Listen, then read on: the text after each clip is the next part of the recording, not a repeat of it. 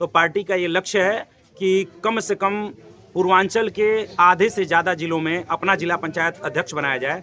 तो इस हिसाब से हमारे ज़िले में 67 जिला पंचायत सीटें हैं और 34 का लक्ष्य है। कम से कम 34 जिला पंचायत सदस्य सुहेल देव भारतीय समाज पार्टी जीत करके जाने की तैयारी में है और जिसमें से 4 जिला पंचायत सदस्य कम से कम कासमाबाद ब्लॉक से जीत कर जाएंगे। क्योंकि ग्राम बेरुकही में चंद्रजीत राजभर के घर आज विवाह का समारोह है और उसी विवाह के समारोह में मैं पहुंचा हूं तो भारतीय सुहेलदेव समाज पार्टी के विभिन्न कार्यकर्ताओं के साथ मंत्री जी भी आए थे और उन्हीं कार्यकर्ताओं की कड़ी में मुझे दिख गए हैं बीरू चौहान जी, जो यह भी कासमाबाद के वार्ड नंबर 6 से अपनी दावेदारी करते हैं। चुनाव लड़ने के लिए जमीन पे भी चलते हैं दिन रात।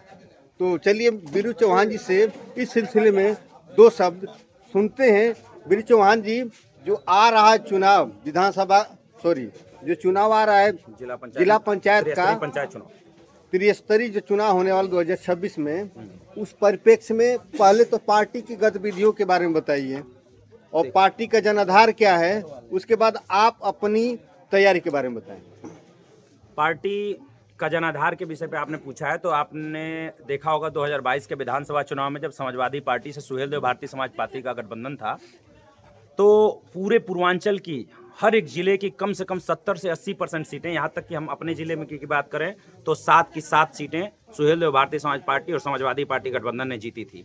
तो जनाधार का प्रमाण तो यहीं से मिल जाता है। रही बात चुनाव की, त्रिस्तरीय पंचायत चुनाव की तैयारियों की, तो पार्टी का ये लक्ष्य है कि कम से कम पूर्वांचल के आधे से ज़्यादा जिलों में अपना जिला पंचायत अध्यक्ष बनाया जाए और इसके लिए पार्टी का लक्ष्य है कि ज़्यादा से ज़्यादा जिला पंचायत सदस्य अपने ज़िले में जीत कर जाएँ। तो इस हिसाब से हमारे ज़िले में 67 जिला पंचायत सीटें हैं और 34 का लक्ष्य है। कम से कम 34 जिला पंचायत सदस्य सुहेल देव भारतीय समाज पार्टी जीत करके जाने की तैयारी में है और जिसमें से 4 जिला पंचायत सदस्य कम से कम कासमाबाद ब्लॉक से जीत कर जाएंगे। यानी कि 34 जिला पंचायत आप दावा कर रहे हैं कि जीत कर जाएंगे जिले पर, और जिसमें से 4 कासमाबाद से जीत कर जाएंगे। ये तो सही जिले की बात। अब आप अपनी तैयारी के बारे में बताइए।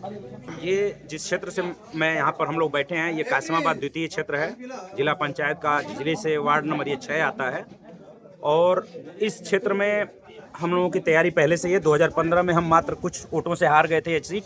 दूसरी बार ये सीट जीतने की कंडीशन में थे। क्षेत्र की जनता कह रही थी कि इस बार चुनाव जिता दिया जाएगा। सीट अनुसूचित हो गई और मैं यहाँ इस क्षेत्र से लड़ नहीं पाया, अन्यथा उस बार हमारी जीत हो जाती, जनता जिस हिसाब से कह रही थी। इस बार भी अपना जो हमारा ये कर्म क्षेत्र है इसमें लगे हुए हैं। जनता के सुख दुख में हर परिस्थिति में लोगों के साथ खड़े हैं, कंधे से कंधा मिलाकर चल रहे हैं। और सुहेल देव भारतीय समाज पार्टी के सदस्यता जब से हमने लिया है तब से सुहेल देव भारतीय समाज पार्टी का जनाधार बनाने के क्रम में लगातार हम लोग हर वर्ग को जोड़ रहे हैं और यही हमारा प्रयास है। आपसे भी वही प्रश्न पूछूंगा कि क्योंकि एक ही वार्ड में दावेदार कई हैं, तो पार्टी जो निर्णय लेगी उसके साथ आपका क्या बिहेव होगा? हाँ, सुहेल देव भारतीय समाज पार्टी पूरे जनपद में जीतने के लिए जो जितने सीटें टिकट बंटवारा करेगी, उस टिकट बंटवारा में सुहेल देव भारतीय समाज पार्टी के निर्णय के साथ हम खड़े रहेंगे। सुहेल देव भारतीय समाज पार्टी को ज़्यादा से ज़्यादा सीटें जितवाने के लक्ष्य को लेकर।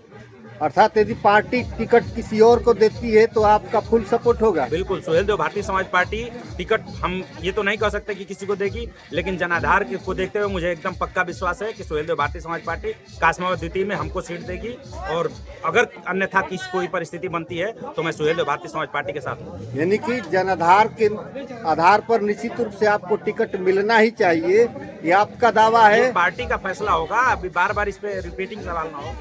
पार्टी जो भी निर्णय लेगी हम उसके साथ हैं। रिपीटिंग सवाल नहीं, लेकिन जनाधार को देखते हुए आप भी लगे हुए हैं अपने कार्य क्षेत्र में।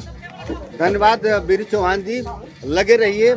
जनता जनार्दन का आपको आशीर्वाद मिले, आपके सपने साकार हों। इसी चंद शब्दों के साथ आपसे विदा लेता हूँ। बहुत बहुत धन्यवाद।